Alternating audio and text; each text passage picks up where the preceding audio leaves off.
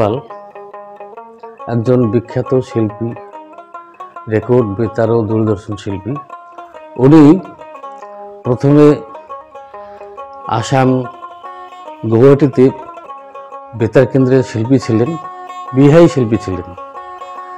তারপরে ওখানে অনেক দিন প্রোগ্রাম করার পরে সে কলকাতায় ট্রান্সফার হয়ে আসেন। তারপরে কলকাতায় অনেক দিন প্রোগ্রাম করেছিল, রেডিওতে, টিভিতে, সবখানে প্রোগ্রাম করছিল।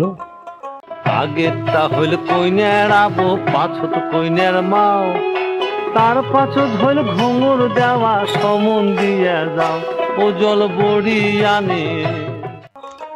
ওনার কণ্ঠস্বর খুব সুমধুর ছিল।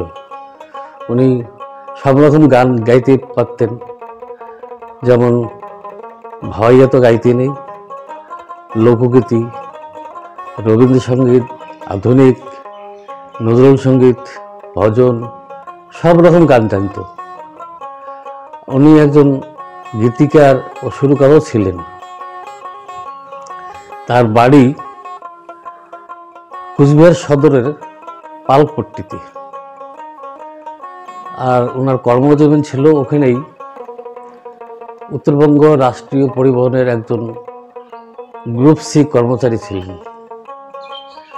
ওনার 2 ছেলে ও 3 মেয়ে। ছেলেরা গান বাজনা করতো না, মেয়েরাও করতো না। মেয়েদের বিয়ে শাদী হয়ে গেছে, ছেলেদেরও বিয়ে শাদী হয়ে গেছে।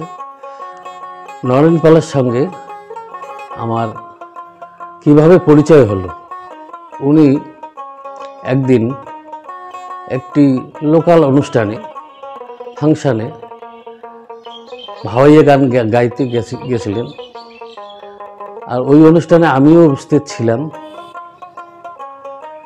তারপরে উনি ভাওয়াইয়া গান গাবেন, কিন্তু ওনার দোতারাবাদক কেউ ছিল না। অনেক চেষ্টা করেও দোতারা ম্যানেজ করতে পারল না। আমি ব্যাপারগুলি দেখতেছি। তারপরে তখন তো ওনার সঙ্গে আমার কোনো পরিচয় নেই, তো আমি ব্যাপারগুলো দেখে চিন্তা করলাম যে দোতারা ছাড়া তো গান বাজনা ভালো হয় না। তারপরে আমি কী করলাম, ওনাকে বললাম, দাদা আমি আপনার গানে দোতারাটা বাজিয়ে দিচ্ছি, দেবো কি? বলে হ্যাঁ, দিলে তো ভালো হয়, বাজাইতে পারো তো? বলে হ্যাঁ, দেখি, চেষ্টা করব। তারপরে উনি গান গাইলেন, আমি দোতারাটা বাজিয়ে দিলাম। বেশ কয়েকটি গান করলো। তারপরে আমার বাজনা শুনে ওনার খুব পছন্দ হলো। হওয়ার পরে তখন থেকেই, সেদিন থেকেই উনি যেখানে অনুষ্ঠান করতে যান আমাকেই নিয়ে যান। এইভাবে অনেক অনুষ্ঠান করেছি। তারপরে একদিন আমাকে উনি কী করলেন, হরিশবাবুর বাড়িতে নিয়ে গেলেন। হরিশ পালের বাড়িতে নিয়ে গিয়ে আমাকে পরিচয় করিয়ে দিলেন। তারপরে ওখানে গিয়ে হরিশবাবু আমাকে জিজ্ঞেস করলো, তুমি কি দোতারা বাজাইতে পারো? বললাম হ্যাঁ, একটু একটু পারি আর কি, দেখি একটু শোনাও। তারপরে দোতারা শুনে দিলাম। দোতারা শোনার পরে ওনার খুবই পছন্দ হলো। তারপরে উনি আমাকে বলল, আচ্ছা আমি যদি তোমাকে কলকাতা নিয়ে গিয়ে শিল্পীদের সঙ্গে দোতারা সঙ্গীত করতে বলি, তাহলে তুমি কি করবে? হ্যাঁ করবো, কেন করবো না। তারপরে শিল্পীরা হলেন যেমন ধরো নরেন পাল, গঙ্গাচরণ বিশ্বাস, আয়েশা সরকার, অনিতা সাহা, নগেন্দ্রনাথ শীল শর্মা। এদের যতগুলা গান ছিল রেকর্ডে, সবগুলা গানে আমি দোতারা সঙ্গীত করে দিয়ে দিচ্ছি।